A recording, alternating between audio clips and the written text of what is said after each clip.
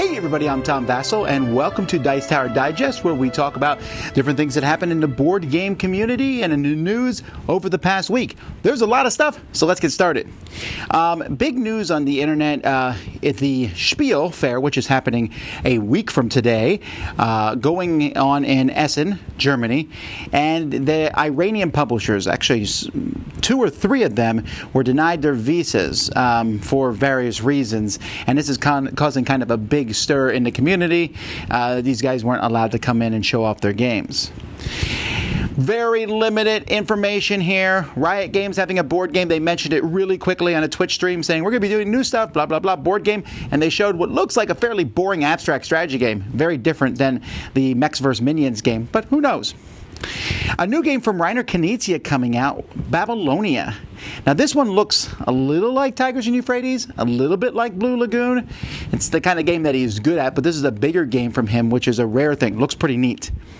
Genius Games is a new game coming out called Ecosystem. You're going to build your own ecological system drafting. Genius Games makes great games about science, the fantastic theming and gaming, so I'm really looking forward to this. Tasty Minstrel has announced an expansion for Guilds of London called Wards of London. And looking over the list, it looks like it's more stuff. But hey, more stuff can be good.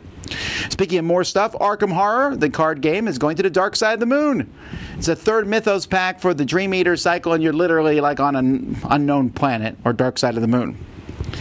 Grail Games has announced Medici, the dice game, another Reiner Knizia game, a dice game based on Medici. Medici's been out for many years now, and this is a kind of an update. Grail Games made a very nice version of it. Now we have a dice version. TheOP is bringing a party game, Match-O-Rama. This is going to be available in Targets. It might be available right now. This is an interesting sounding party game where you write down a word and then you're trying to guess who's going to say it, but between how many players they'll say it. The idea sounds cool. TCG Capital has invested $20 million in the Exploding Kittens company. Well, there you go. That's when you know you've arrived, when a company invests that much capital in you. So there you go. I'll have to be writing an email to TCG Capital. Eggertspiel is offering organizational neoprene mats and sticker sheets for Era. In my review, I pointed out that it was hard to see the stuff on the board. I was not alone. Many other people did that too. And so they decided to make stickers for the boards in Era so you can see them more clearly. Sit Down Games has announced a whole slate of games. We already talked in the past about Magic Maze Mars, but there's Palm Reader, where you're tracing something in somebody's hand going around the table, like Whisper Down the Alley in your palm. Worm Lord, in which you're going to be using strings to have a worm battle. Space Ball, and House Flippers, not where you're destroying a house, but where you're buying a house and reselling it. I really like the artwork on that particular cover. Cryptozooic is bringing Steven Universe Beach-A-Palooza to retail in 2020.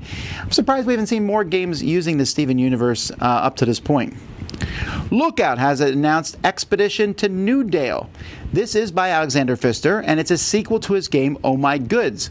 Very surprising. Oh My Goods, interesting little card game. Came out, I thought it was okay. Found out that they changed 2 rules of the game, made a huge difference. The game is very popular.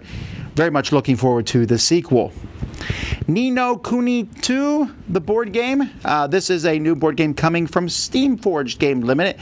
And again, it's not one of those games that just looks really pretty. BLITZKRIEG. This is from the Plastic Soldier Company. This is from Paulo Mori. A 20-minute World War II game. That sounds like a big task to put together. I'll be interested to see if they pull it off. Rio Grande has announced a slate of games. Another expansion for Power Grid. A butterfly hunting game. This is from Stephen Glenn. Queens, a honey harvesting game from Katala. I believe Z has already reviewed this one. And Way of the Bear, which is actually a redoing of Wangdo. And there's some new maps coming for Carcassonne. Big giant paper mats, which have the board and you can play the tiles on them. These things look phenomenally cool, although they also look like they're going to require really giant tables to play them on. But I think they're going to be at the Essen Fair next week. At least I hope so. Alrighty, well that's the Dice Tower news, the board game news in our industry. This is Dice Tower Digest. I'll see you next time. I'm Tom Vasel. Bye.